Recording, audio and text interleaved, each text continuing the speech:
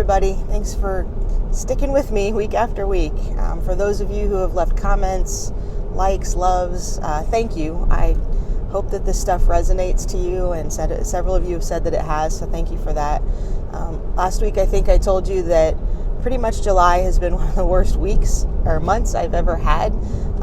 It started with the death of my kitten, and then my dog passed away and my mother-in-law passed away. So all within a 3-week span of each other. And so July has been really crummy. But what it has done is caused me to reflect on a couple of things and a few things I'd like to share with you today. One is about grief. Obviously, with a lot of death in a very short amount of time, finding time to grieve has been really hard. And I've been talking a lot about grief to some family members and some people that have really been struggling with how do you move on when you've lost someone that you care about so much. And so I want to tell you a little bit about a strategy that I came with to deal with my own grief over the passing of my grandmother. I'll be perfectly honest, I was very, very angry for a really long time at how she passed away. The short story is she was in a nursing home, and the person who was putting her to bed unfortunately shattered both of her legs, and she was left there all night in pain until the next morning when they found her and discovered that her legs had been broken. And like I said, I was really angry.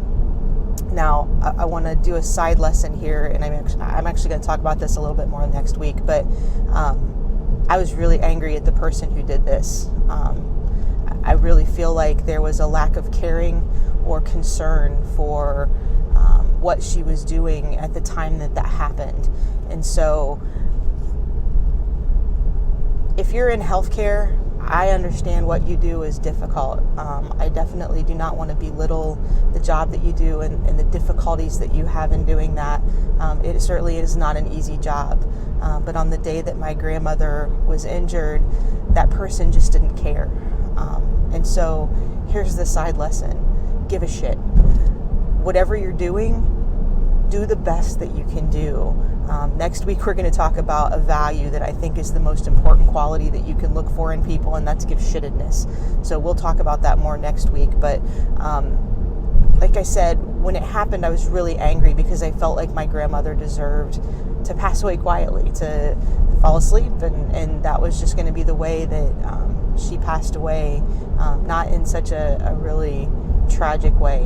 And so I spent a lot of time really angry. And at some point, I decided that I needed to channel that anger into something that was more fitting of honoring my grandmother and her life. To be perfectly honest, she was probably one of the most amazing women from a standpoint of she continued to persevere through her life. I think that she was in heart failure for like 20 years. She had multiple strokes, and yet she kept bouncing back after every one. Her resilience was just truly amazing, and it's something that I've taken with me in my life to help me to understand how to continue to persevere through things, and a lot of that came from just watching her as I was growing up. And so I decided that to honor her, rather than continuing my anger, I was going to channel that into something that I felt like was much better. And so what I started doing was every year right around the anniversary of her death, I started, every time I would be out to dinner or lunch, I would look for either an older couple or an older single person sitting there by themselves, and I would pay for their meal. And again, that was my way of just honoring my grandmother and her. Every time you would go by her house, she had something for you, whether it was offering you food or offering you tea, which, by the way, she had the best sweet tea that you could ever find. But she always offered you something, and that was just who she was. And so this became my way of honoring her and her ability to give to everybody who came to her house. And so that was my way of channeling my grief. For you, if you're dealing with grief or you're dealing with things that you're struggling to get over in your life, find a way to channel that grief into something that is honoring what you've lost, but still giving you an opportunity to grieve at the same time. And so that's my lesson for today. in your grief and in your anger and frustration in your life, find a way to channel that into something positive to honor what you've lost. And it doesn't matter what it is, but everyone deals with grief, everyone deals with loss. So find a way to channel it, find a way to positively give yourself time to grieve, but also give yourself time to honor the loss. And you may find that at the end of the day, that actually makes things a little bit better.